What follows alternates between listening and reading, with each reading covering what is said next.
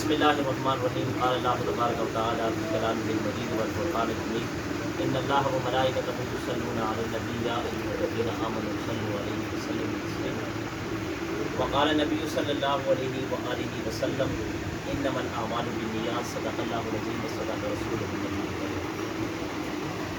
قرآن مجید فرقان حمید اور احادیث نبویہ میں صلی اللہ علیہ وآلہ وسلم میں بہت ہی زیادہ تاکید آئی ہے نماز کی۔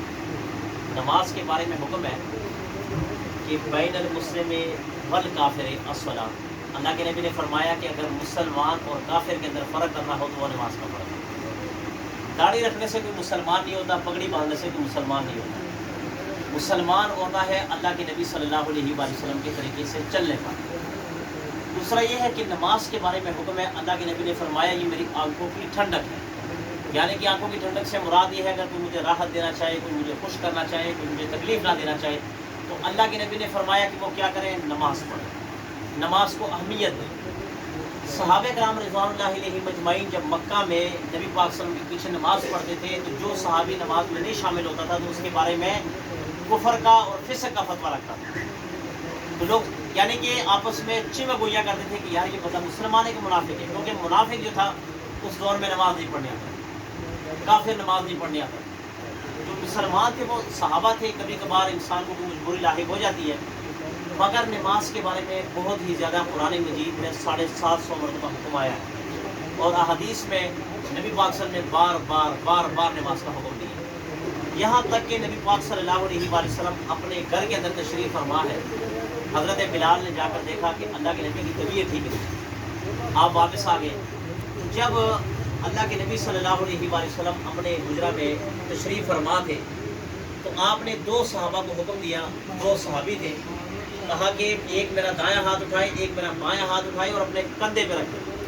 جب کندھے پہ ہاتھ رکھا تو آپ نے فرمایا کہ مجھے مسجد لے چلو۔ روایات میں آتا ہے کہ جب نبی پاک صلی اللہ علیہ وآلہ وسلم کو اپنے حجرے سے مسجد کی طرف لے کے جا رہے تھے تو اس وقت آپ کے جو پاؤں مبارک تھے نا اس میں اتنی طاقت نہیں تھی کہ وہ کھڑے ہو جاتے، مگر اللہ کے نبی کی یہ جو انگوٹھے تھے، یہ 5 انگلیاں جو تھی پاؤں کی، یہ زمین کے ساتھ گھسڑ کے جا رہی تھی اور یہ مسجد تک نشان بنا کر چلی گئی۔ تو بعد میں صحابہ کرام نے کہا کہ دیکھیں یہ اللہ کے نبی کے قدم مبارک کو دیکھیں، یہ امت کو پیغام دیتی جا رہی ہے کہ آپ خوشی میں نماز چھوڑتے ہیں، آپ کرکٹ کے لیے نماز چھوڑتے ہیں، آپ ایک محفل کے لیے نماز چھوڑتے ہیں، آپ ایک آپس میں بستیوں کے لیے نماز چھوڑتے ہیں۔ آپ کی نبی کا حال یہ ہے کہ آپ کے پاؤں کیا زمین کے ساتھ گھسڑتے ہوئے جا رہے ہیں اور آپ نے نماز کا حکم دیا کہ نماز پڑھیں۔ آپ کا آخری وقت ہے، آپ نے فرمایا 2 چیزوں کی میں سختی سے اپنی امت کو تاکید کر کے جا رہا ہوں، آخری وقت آپ اللہ کے نبی۔ ایک آپ نے بار بار فرمایا الصلاۃ الصلاۃ الصلاۃ، کہ میری امت نماز نہ چھوڑنا، نماز نہ چھوڑنا، نماز نہ چھوڑنا۔ اور دوسرا آپ نے فرمایا کہ اپنے ماتحتوں کے ساتھ، اپنے غلاموں کے ساتھ اچھا برتاؤ کرنا، یعنی کسی پر ظلم نہیں کرنا، اللہ کے نبی نے یہ فرمایا۔ نماز کے بارے میں حکم ہے، ایک سانپ کا نام ہے اشجاع الازہار، یہ سانپ کا نام ہے، اور روایات میں آتا ہے کہ جو بندہ نمازی نہیں ہوتا وہ جیسے قبر میں رکھ دیا جاتا ہے تو سب سے پہلے اس کی قبر میں اندھیرا ایسے آ جاتا ہے، ایسے اندھیرا آ جاتا ہے کہ اس بندے کو اپنے جسم سے خوف آنا شروع ہو جاتا ہے، اپنے جسم سے خوف آنا شروع ہوتا ہے۔ آپ نے دیکھا ہوگا کہ وہ خوف کس کو کہتے ہیں کہ آپ اندھیرے میں ہو اور آپ کے سامنے اچانک شیشہ آ جائے، آپ اپنے جسم سے ڈر جاتے کہ نہیں ڈرتے، یہ خوف ہوتا ہے۔ تو قبر میں اندھیرا آ جاتا ہے، انسان کو اپنے جسم سے خوف آتا ہے۔ اور اس سانپ کے بارے میں یہ آتا ہے کہ یہ جو سانپ ہے یہ جیسے ہی اس بندے کو ڈستا ہے، جیسے اس کو ڈنگ مارتا ہے، یہ 50 گز 70 گز زمین میں ڈل جاتا ہے، 70 گز، یعنی کہ جیسے ایک ڈنگ مارتا ہے تو وہ 70 گز زمین میں نیچے چلے جاتا ہے، تو پھر اوپر آ جاتا ہے، پھر ڈنگ مارتا ہے، پھر نیچے چلے جاتا ہے، یعنی کہ تکلیف کے ساتھ۔ اب یہ اور زمین کے ساتھ جانا کیسے ہے، وہ صرف یہ نہیں کہ وہ ڈنگ مارا زمین کے ساتھ زمین پہ چلا گیا اور واپس آ گیا، نہیں، وہ جانا کچھ ایسے ہوتا ہے کہ وہ جہنم کی نوکیلے چیزیں، نوکیلے نوکدار زخمدار چیزیں وہ ایسے نیچے لگی ہوتی ہیں۔ اس کی مثال جیسے کوئی نقش، جیسے کوئی وہ تیر ہوتے ہیں یا کوئی چھری وغیرہ ہوتے ہیں، وہ آپ کے جسم کے نیچے اور آپ کو کوئی لیٹ کر دکھاؤ، آپ لیٹو گے نہیں، جتنی مرضی آپ کو تھکاوٹ ہو مگر آپ لیٹو گے، کیونکہ آپ کو پتا اگر میں لیٹوں گا تو میرے جسم میں چھری چلی جائے گی۔ تو جیسے یہ ڈنگ مارتا ہے نا تو اس ڈنگ کی وجہ سے وہ نیچے چلے جاتا ہے اور وہ چھریاں اس کی جسم کے اندر چلی جاتی ہیں، چھریاں جسم کے اندر چلی جاتی ہیں۔ پھر اوپر اٹھا دیا جاتا ہے، پھر نیچے، پھر اٹھا دیا جاتا ہے. یہ قیامت تک اس آدمی کو عذاب میں مبتلا رکھے گا. اور قیامت کا دن ہوگا جو نمازی حضرات ہوں گے وہ نبی اور ولی اور صدیقین کے اور شہداء کی سب میں کھڑے کر دیے گئے. اور جو بے نمازی ہوں گے، فرعون کا لشکر ہوگا، وہ ایک طرف ابو جہل کا ہوگا، وہ ایک طرف ابو لہب کا ہوگا، وہ ایک طرف جتنے بھی کافر منافق ہیں ایک طرف یہ بے نمازی کو ان کے ساتھ کھڑا کر دیا. اور بے نمازی کے چہرے سے نور ہٹا دیا جاتا ہے، بے نمازی کی رزق سے برکت ہٹا دی جاتی ہے، بے نمازی کی زندگی سے برکت ختم ہو جاتی ہے، بے نمازی کی گھر میں برکت نہیں رہتی. یعنی کہ نماز نہ پڑھنا اتنی بڑی نحوست کی بات ہے، اتنی بڑی نحوست کی بات ہے انسان سوچ نہیں سکتا. نبی پاک صلی اللہ علیہ وسلم کے پاس ایک صحابی نے کہا یا رسول اللہ میرے گھر میں برکت نہیں. آپ نے فرمایا اچھا ایسے کرو اپنے گھر کے سامنے پردہ لٹکاؤ. اللہ کے نبی نے فرمایا اپنے گھر کے سامنے پردہ لٹکاؤ.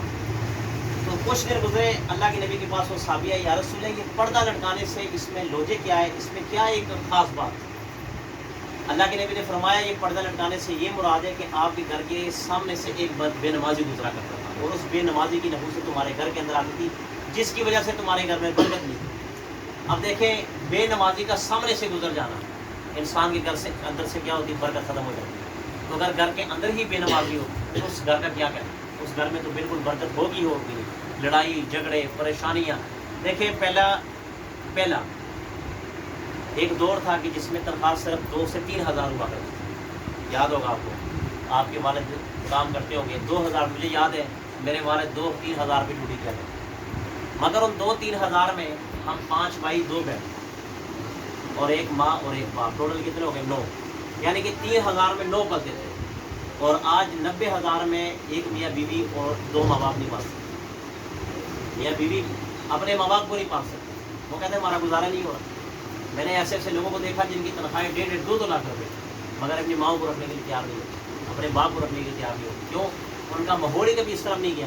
اگر یہ لوگ نمازی بن جائیں تو یقین مانے 10,000 میں ان کا گزارا ہو جائے گا. آپ نے دیکھو کہ مسجدوں کی جو عالم اور قاری ہوتی ہے ان کی تنخواہیں کتنی ہوتی ہے؟ 10,000 15,000، اس سے بڑھ کر نہیں ہوتی. مگر وہ قاری خوشحال، کبھی اس کے چہرے پر آپ غمی نہیں دیکھو گے. اس کے پاس موبائل بھی ہوگا، اس کا گھر بھی ہوگا، اس کے پاس موٹر سائیکل بھی ہوگی، اس کے بچے بھی سب سے زیادہ ہوں گے. آپ کے تو بچے 2-3 دن ہوتے ہیں نا، ٹھیک ہے.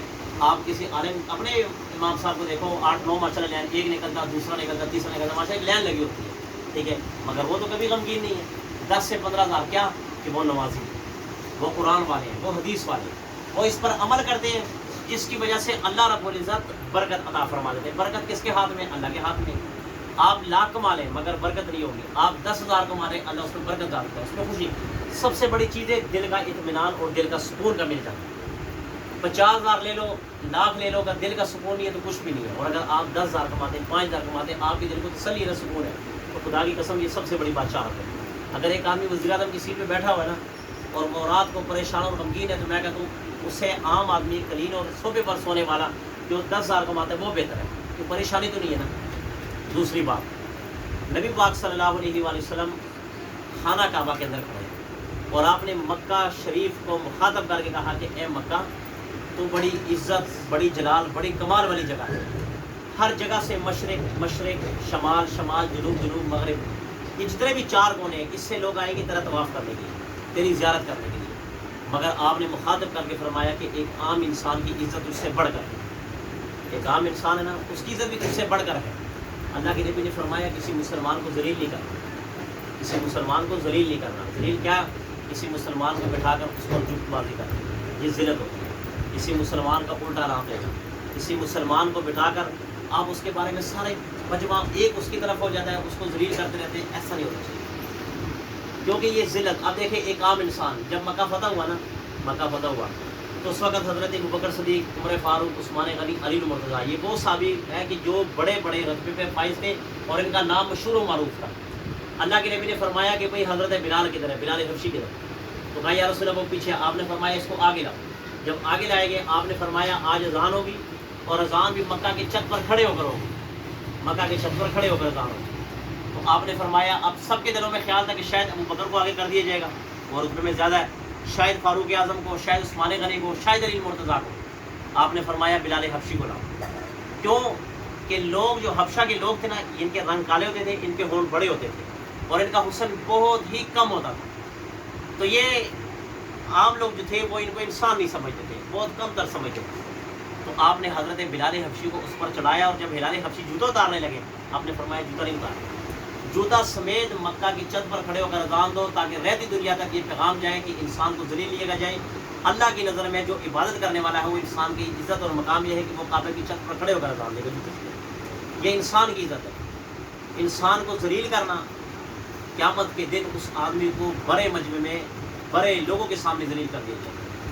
بڑے یہ آج یہ اسٹیٹ ڈرامے یہ جو نکلے ہوئے لوگوں کو ذلیل کرنے کے لیے، لوگوں کو ذلیل کرنے کے لیے لوگ پیسہ کما رہے ہیں بڑی خوشی کے ساتھ، اور ہمارے نوجوان ان سے تربیت لے کر کیا کرتے ہیں 2-4 منٹ کا کلپ سیکھ کر جگت بازی کرتے ہیں.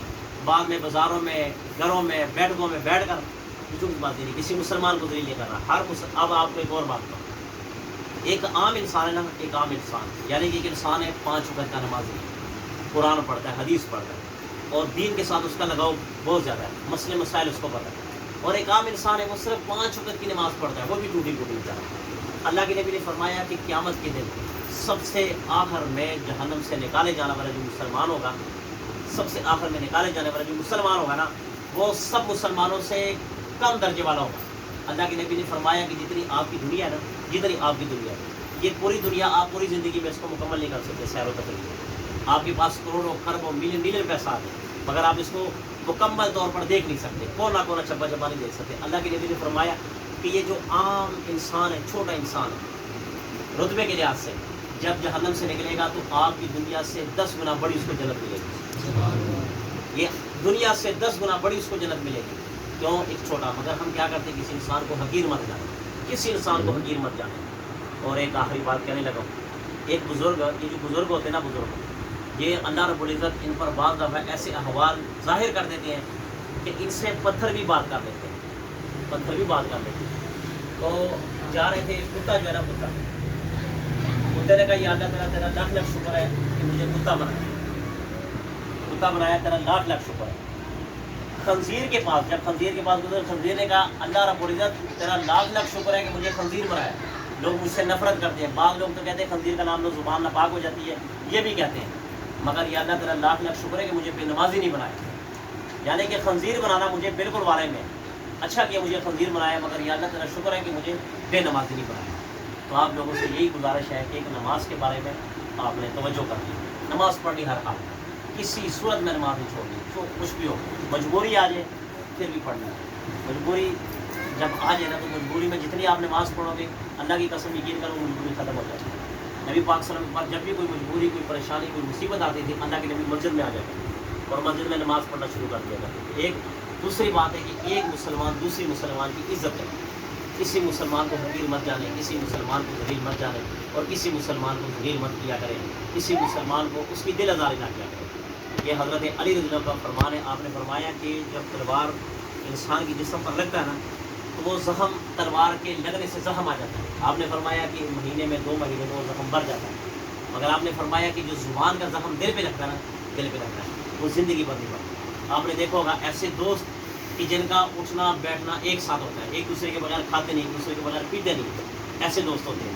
مگر جب ایک زبان دوسرے کو زبان کی باہر مارتا نا، زبان چپیڑ نہیں، ہاتھ نہیں چلاتا، تلوار نہیں چلاتا، بندوق نہیں اٹھاتا، صرف زبان کی مار مارتا ہے، تو یقین مانو وہ دوست ایک دوسرے کو ایسے لگتے ہیں کہ جیسے ایک دوسرے کو دشمن ہو. آپ نے دیکھا ہوگا صرف زبان، یقین مانو یہ زبان اتنی سخت ہے، یہ بندوق سے زیادہ سخت ہے، یہ تلوار سے زیادہ سخت ہے، اور یہ کلاشنکوف سے زیادہ سخت ہے. آپ نے مثال آپ کو دی کہ یہ زخم انسان کے جسم پر لگ جاتا ہے نا، وہ بڑھ جاتا ہے، مگر یہ دل پر زبان کی چوٹ لگ جائے نا، یہ نہیں بڑھتا. تو لہٰذا ایک دوسرے کی عزت و احترام اور نماز، انشاءاللہ نماز سب پڑھیں گے انشاءاللہ. بسم اللہ الرحمن الرحیم، والصلاۃ والسلام علی سیدنا محمد رب العالمین. یہ نوجوان بیٹھے ہیں، اللہ تعالیٰ ان کی تمام مشکلات دور فرما، ان کو آسانی عطا فرما، ان کو خوشی عطا فرما، ان کو نیک اور یا اللہ برکت یا اللہ رزق کمانے کی توفیق عطا فرما. ان کے گھروں میں جو پریشانیاں ہیں یا اللہ ان کی پریشانی کو دور فرما. الہ العالمین اس پروفیشن دور میں جو آج کل لوگ میوزک اور گانے کو پسند کرتے ہیں، یہ مجھے بلاتے ہیں یہاں پر دین کی بات سننے کے لیے. الہ العالمین ان کو خوش فرما، ان کی مدد فرما، ان کے گھروں میں برکت عطا فرما، ان کے دلوں میں جو بھی نیک جائز خواہشات ہو یا الہ العالمین اپنی خزانہ غیب سے قبول فرما۔ الہ العالمین اس طرح ہمیں مل بیٹھ کر یا اللہ دین کا کام سیکھنے اور سکھانے کی توفیق عطا فرما۔ الہ العالمین اسی طرح مل جل کر یا اللہ ایک دن ایسا بھی آ جائے کہ ہم سب اکٹھے حج اور عمرہ کے لیے نکلے، یا اللہ اپنی بارگاہ میں ہماری حاضری قبول